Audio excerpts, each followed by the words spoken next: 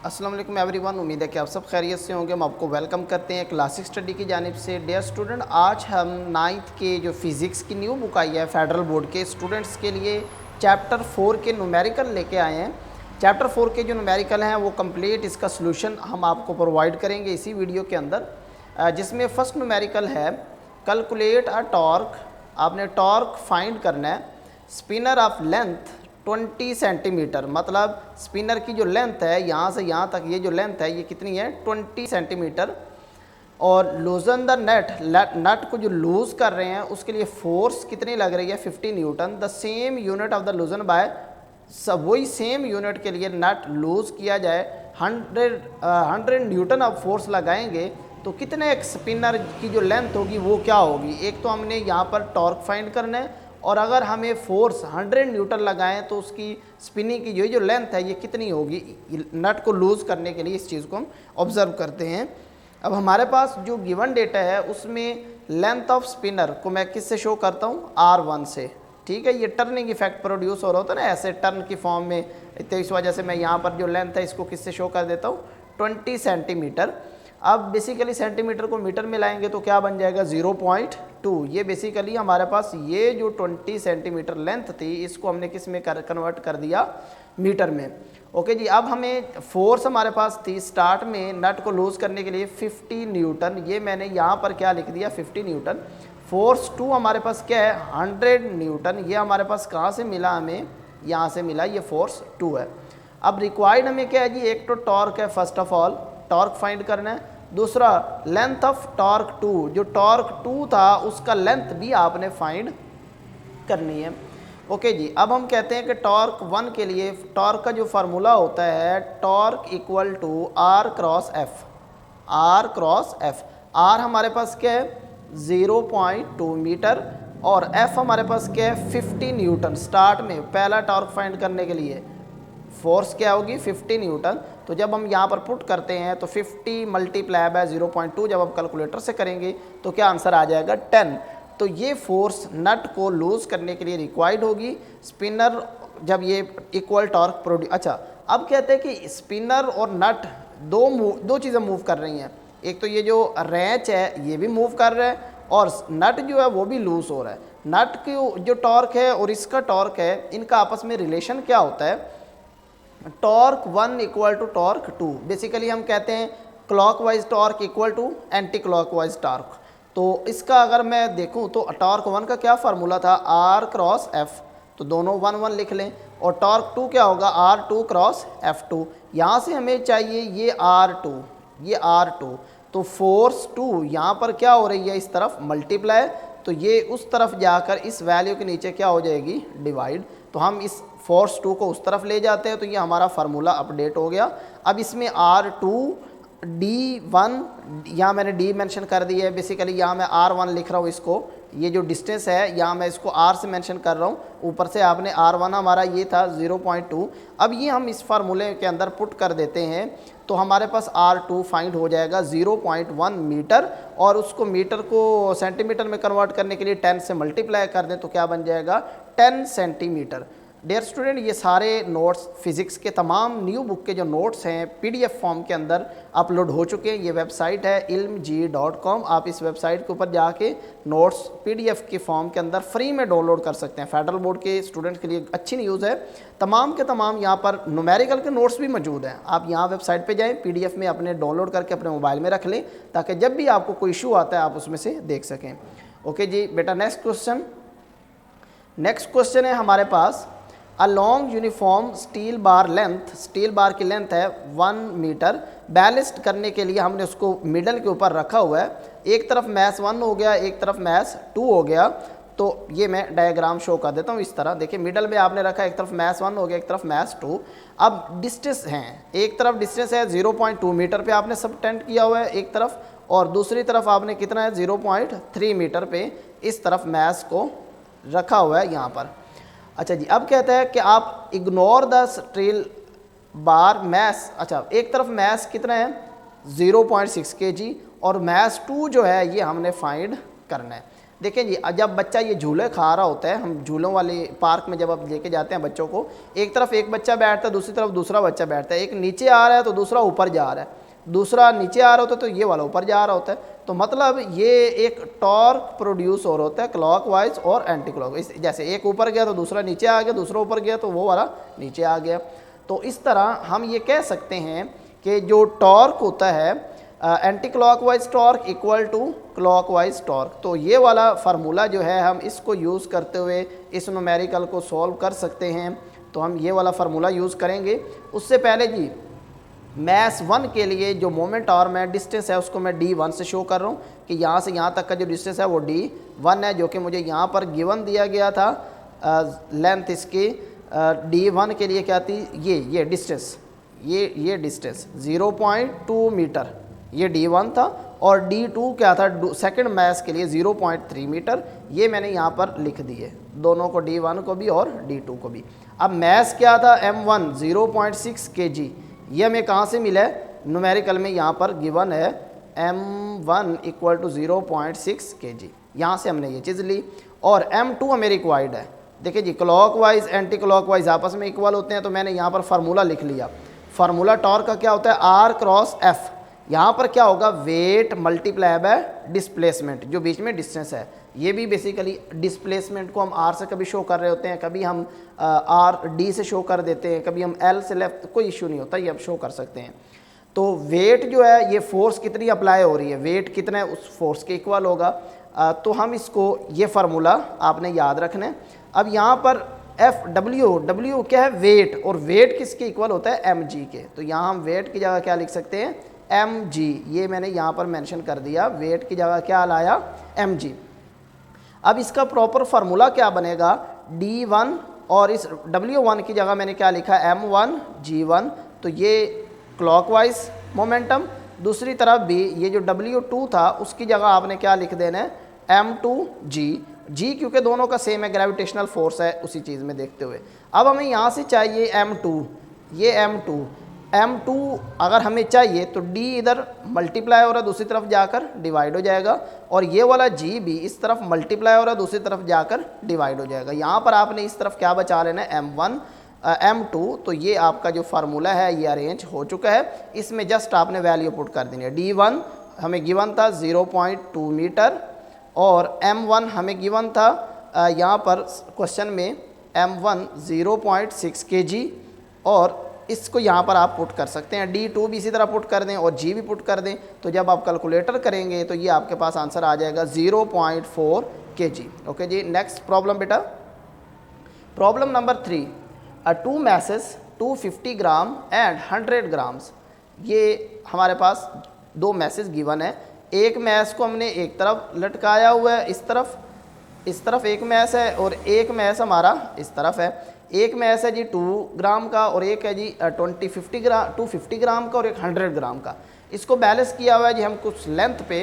एक 65 सेंटीमीटर एक तरफ लेंथ है, दूसरी तरफ 80 सेंटीमीटर लेंथ है।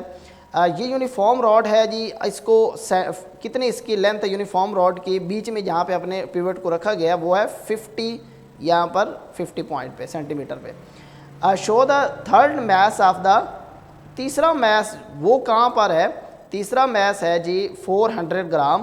पोजीशन कहाँ पे आप उसको रखें तो वो क्या चीज़ हो जाती है, बैलेंस हो जाए। तो इस चीज़ को आपने चेक करना है। मैथ्स 1 ग्राम में लिख लिया, मैथ्स 2 भी हमने यहाँ पर ग्राम में वैल्यू थी लिख ली, मैथ्स 3 भी हमने तरतीब से लिख लिया। ये 3 मैसेज थे, एक ये वाला मैथ्स, एक ये मैथ्स, और एक ये मैथ्स। ये 3 मैसेज को हमने यहाँ पर मेंशन किया। अब हम देखते हैं पोजीशन ऑफ पिवट की जो पोजीशन थी वो किस पॉइंट पे है, दरमियान में, यानी कि 50 सेंटीमीटर पे। ये मैं पहले बता चुका हूँ, यहाँ पर क्या है 50 सेंटीमीटर इस पर मेंशन किया गया। मैथ्स 1 जहाँ पर पोजीशन के पॉइंट किया गया वो कितना है 80 सेंटीमीटर। ये डायग्राम में यहाँ पर हमने 80 सेंटीमीटर पे रख दिया। ये क्या है जी 65 सेंटीमीटर। अब बेहतर तरीका होता है आप इसको किस में कन्वर्ट कर लें, मीटर में। तो इधर हमारे पास ये यूनिट भी ग्राम में है और इधर ये भी सेंटीमीटर में है, तो कोई इशू नहीं है कि जैसे यूनिट है हम इसी में सॉल्व कर लेते हैं, हमारा जो लेंथ एंड पे आएगी वो सेंटीमीटर में आ जाएगी, नो इशू, मतलब इस तरह भी कर सकते हैं।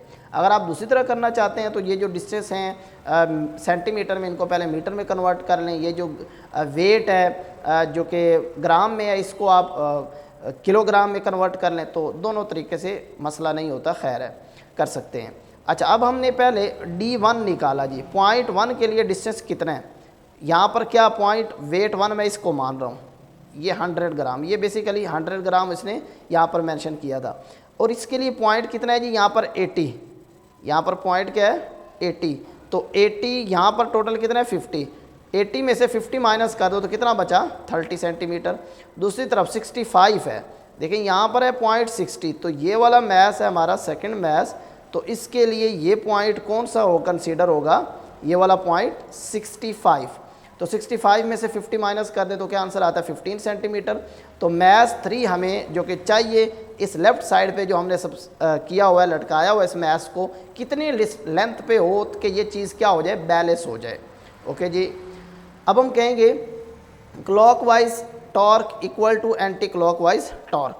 अब क्लॉकवाइज टॉर्क की तरफ एक ही डिस्टेंस, इस तरफ एक ही लेंथ आ रही है, एक ही मैस आ रहा है, जो कि क्या है वेट एक ही है, ये वाला, मतलब इस तरफ क्लॉकवाइज के लिए क्या आया, क्लॉकवाइज के अंदर एक का ही टॉर्क आएगा, लेकिन एंटी क्लॉक में 2 मैसेज हैं। देखें इसका अलग पॉइंट भी दोनों के अलग अलग है, इसलिए यहाँ पर दोनों के टॉर्क का अलग अलग फार्मूला अप्लाई होगा। टॉर्क किसके इक्वल होता है, R क्रॉस F, यानी कि यहाँ पर हम R की जगह किससे मेंशन कर रहे हैं, डिस्टेंस से D3 तीसरे पॉइंट के लिए, और फोर्स 3 तीसरे पॉइंट पे क्या फोर्स अप्लाई हो रही है, और D1 F1 D2 F2।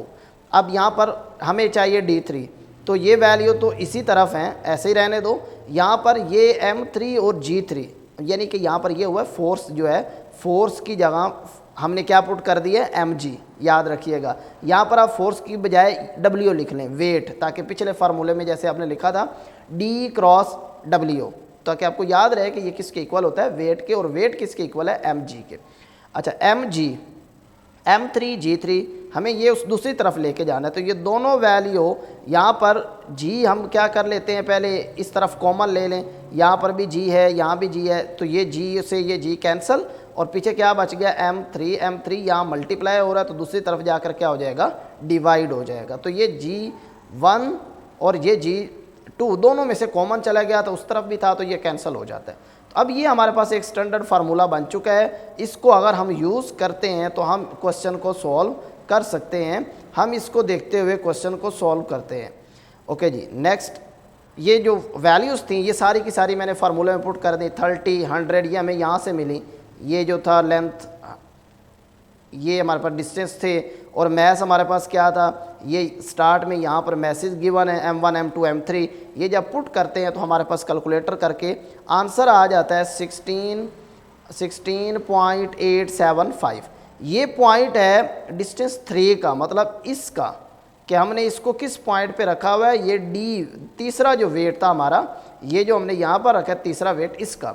अब अगर मैं इस तरफ देखूँ तो ये कितना, ये क्या हमारे पास होगा, इसको हम कंसीडर कर लेते हैं x है। ये कैसे फाइंड होगा, यहाँ से यहाँ तक टोटल लेंथ कितनी है जी 50, यहाँ तक 50, यानी कि मिड तक 50 है। 50 में से ये जो लेंथ आई है, ये इसको अगर माइनस कर दें तो हमारे पास आंसर आता है 33, और उसको हमने रोड के ऊपर डिस्टेंस कवर कर रही है, एक टर्न सा उसने लिया, उस पर डायामीटर उसका क्या है, वो जो सर्कल सा बन रहा है टर्न लेते हुए, वो है 60 मीटर का, और उस टाइम उसकी स्पीड क्या थी 25 kilometre per hour. Calculate centripetal force, अब हमने सेंट्रीपिटल फोर्स निकालनी है। मैथ्स मैंने गिवन डेटा से लिया, डिस्टेंस कितना था जी, यहाँ पर मेंशन किया हुआ है 60 मीटर, ये पहले ही ऐसा यूनिट में मीटर में कन्वर्ट करने की ज़रूरत नहीं है, और मैथ्स भी यहाँ पर ऐसा यूनिट में या केजी में, तो कोई इशू नहीं है, आप पुट कर सकते हैं। वेलोसिटी है जी यहाँ पर किलोमीटर पर आवर में, इसको हम पहले मीटर पर सेकेंड में कन्वर्ट करेंगे, और सेंट्रीपिटल फोर्स हमें चाहिए। ओके जी, स्पीड का फार्मूला होता है कि इसको कन्वर्ट करने के लिए हमने सीखा था, किलो की जगह क्या लिख लें 1000, और पर आवर में 1 घंटे के अंदर कितने सेकंड्स होते हैं 3600। तो इस तरह सॉल्व करेंगे तो ये हमारे पास इसकी वेलोसिटी आ गई, स्पीड हम जिसको बोलते हैं। और अब हमें एक और चीज़ भी चाहिए, यहाँ पर आर, सेंट्रीपिटल फोर्स करते हुए रेडियस जो बना था सर्कुलर में मूव करते हुए, तो यहाँ पर हमारे पास डायामीटर था ये 60 मीटर, ये क्या है डायामीटर। डायामीटर को मीटर में कन्वर्ट करने के लिए ये हमारे पास एक रूल होता है कि रेडियस किसके इक्वल होता है, डायामीटर का हाफ। डायामीटर का जब भी हम हाफ करते हैं तो हमें क्या मिलता है, रेडियस। तो 60 डिवाइडेड बाय 2 क्या आंसर मिला, 30, मतलब रेडियस भी हमें फाइंड हो गया। अब हम फार्मूले में वैल्यू पुट कर देते हैं, FC इक्वल टू mv² डिवाइडेड बाय r। बस अब आपको बारी है कि आप इसमें वैल्यू सारी की सारी पुट कर दें और कैलकुलेटर यूज़ करेंगे तो आपको ये वाला आंसर मिल जाएगा। ओके जी बेटा, नेक्स्ट क्वेश्चन, क्वेश्चन नंबर 5।